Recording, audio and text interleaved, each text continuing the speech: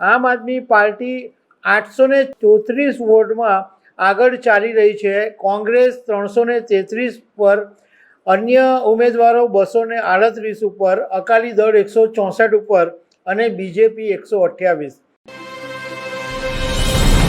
પંજાબમાં 26 મેના દિવસે સ્થાનિક સ્વરાજ્યની ચૂંટણી થઈ હતી અને આજે સવારથી એના પરિણામો જાહેર થઈ રહ્યા છે અને ચોંકાવનારા પરિણામો આવી રહ્યા છે। અને તમને જાણીને નવાઈ લાગશે કે આ વખતે પંજાબમાં જે સ્થાનિક સ્વરાજ્યની ચૂંટણી થઈ એ બેલેટ પેપરથી કરવામાં આવી હતી, ઈવીએમનો ઉપયોગ કરવામાં નહીં આવ્યો।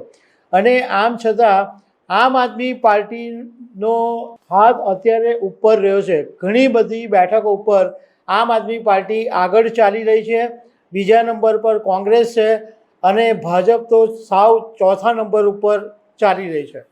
તો આના વિશે તમારી સાથે વાત કરીશ। મારું નામ રાજેશ શાહ છે અને તમે જોઈ રહ્યા છો ગુજરાતના સૌથી મોટા ડિજિટલ ન્યૂઝ પ્લેટફોર્મ ખબર છે.com।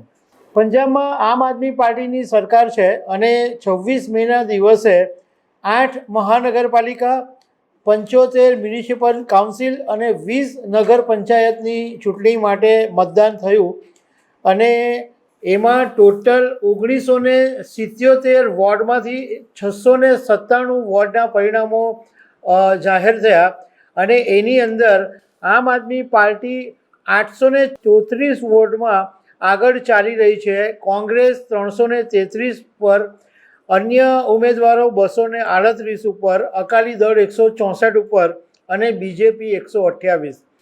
એટલે તાજેતરની અંદર જે 5 રાજ્યોની વિધાનસભાની ચૂંટણીમાં ભાજપે પશ્ચિમ બંગાળ પર કબજો કર્યો ત્યારે બધા એવું કહી રહ્યા હતા કે હવે પંજાબનો વારો છે।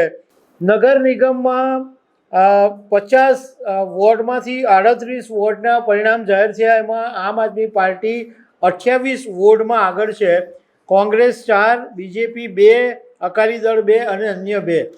એટલે આમ આદમી પાર્ટીની રફતાર છે એ બહુ જ ઝડપથી આગળ વધી રહી છે અને બરનાલાની અંદર તો 50 વોર્ડમાંથી 36 વોર્ડની અંદર આમ આદમી પાર્ટીએ જીત મેળવી છે।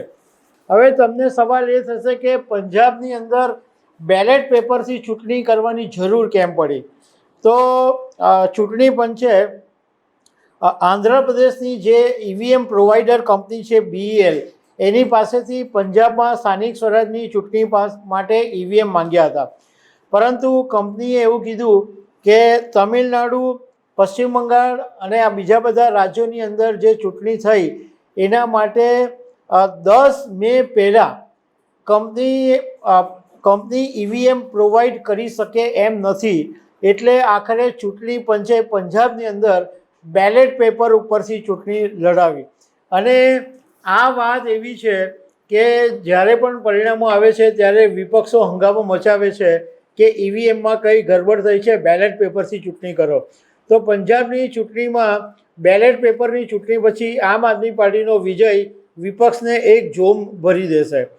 આમ આદમી પાર્ટીના નેતા મનીષ સિસોદિયાએ એક નિવેદન આપ્યું કે પંજાબમાં સ્થાનિક સ્વરાજ્યની ચૂંટણીમાં આમ આદમી પાર્ટી મોટી જીત તરફ આગળ વધી રહી છે અને આ જીત જનતાનો સંદેશ છે કે ભાગવત માન સરકારના કામથી જનતા ખુશ છે અને સાથે પ્રજાનો એ પણ મેસેજ છે કે ઈડી પાર્ટીની ગંદી રાજનીતિથી પંજાબની જનતાને સ્વીકાર્ય નથી, પંજાબની જનતાને આ પસંદ નથી, એવો પણ મેસેજ છે, એવું મનીષ સિસોદિયાનું નિવેદન છે। તો પંજાબની અંદર જ્યારે આમ આદમી પાર્ટી એકદમ પ્રચંડ બહુમતથી જીતેલી અને ભગવત માન જ્યારથી સરકાર ચલાવે છે ત્યારે આ વખતે બધા એવું માનતા હતા કે આમ આદમી પાર્ટીને ફટકો પડી શકે છે, પરંતુ સ્થાનિક સ્વરાજ્યની ચૂંટણીમાં પરિણામોએ બતાવી દીધું છે કે આમ આદમી પાર્ટી હજુ પણ પંજાબની અંદર અવ્વલ છે। તો દર્શક મિત્રો, આવી અનેક વાતો સાથે અમે તમને મળતા રહીશું। આભાર।